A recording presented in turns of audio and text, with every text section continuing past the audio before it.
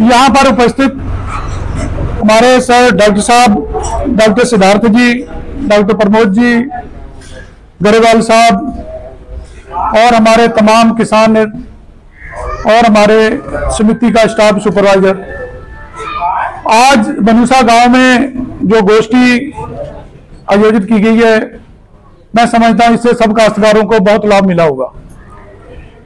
हम काश्तकारों के मन में ये विचार आता है कि हम ऐसा कौन सा गन्ना लगाएं जिससे कि लागत हमारी कम लगे और उपज ज्यादा हो।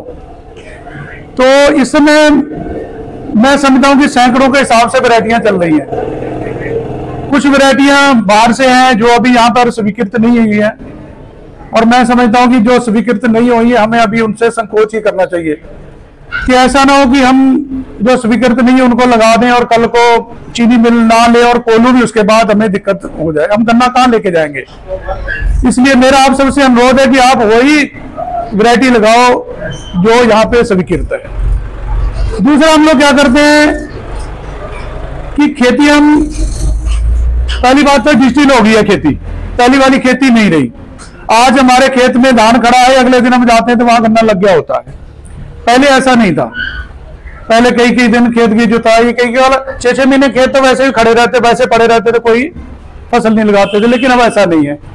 तो उसके लिए दवाइयां, तरह तरह की दवाइयां हम लोग डालते हैं। दवाइयां किस हिसाब से डालते हैं? एक दवाई तो हम अपने मन से डालते हैं, दूसरा हम लोग पड़ोसी को देख के डालते हैं भी इसने कौन सी दवा डाल दी है।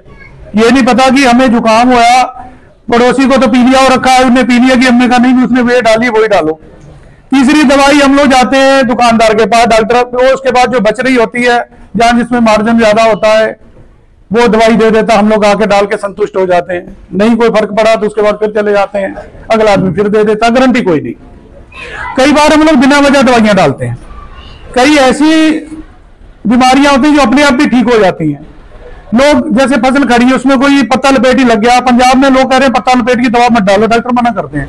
वो कह रहे पत्ता लपेट अपने आप बरसात से सही हो जाता है, लेकिन हमें तसल्ली नहीं मिलती। हम लोग कहते नहीं भाई। इस साल जो मैं अपनी खुद की बताता हूं, मैंने 13 एकड़ का टुकड़ा कटवाया, उसमें से 250 कुंटल धान निकला, जबकि कम से कम 400 कुंटल उसमें निकलना चाहिए था।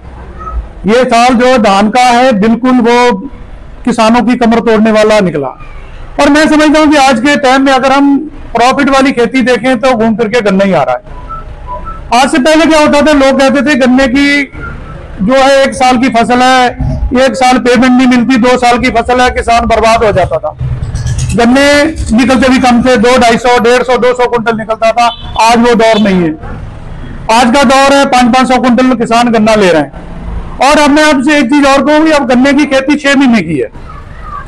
कई किसान जो है, अग्रेसिव किसान जो ज्यादा एक्टिव रहते हैं, वो लोग क्या करते हैं, गेहूं लगा दिया, गेहूं के बाद उन्होंने गन्ना लगाया, गन्ना निकाला, फिर गेहूं लगा दिया। केवल और केवल जो है धान की फसल में उन्होंने गन्ना तैयार कर लिया। और पेमेंट की रही बात, अभी तक हम लोगों को पेमेंट की बहुत ज्यादा दिक्कत आती रही। लेकिन मैं ये आप सबको बधाई दे रहा हूं कि अपनी जो क्षेत्र की चीनी मिल थी, सितारगंज चीनी मिल, इसका 60 लाख का, इसका 60,000 प्रति डे का इसका क्रशिंग हो गई है, जो भी आज से पहले 15 से 18,000 क्रश करती थी।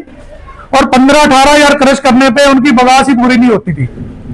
दूसरी चीनी मिलों से बगास ला लाके जैसे धक्का मार के चलाते थे, फिर हम लोगों को पेमेंट कहां से मिलना?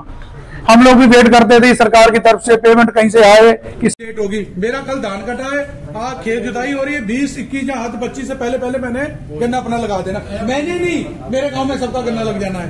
काश्तकार ये मत सोचो कि इस बार अभी तक अक्टूबर में नहीं लगा था, अक्टूबर में नहीं लगेगा, आपने ताला बंद कर दिया, ऐसा कोई नहीं है।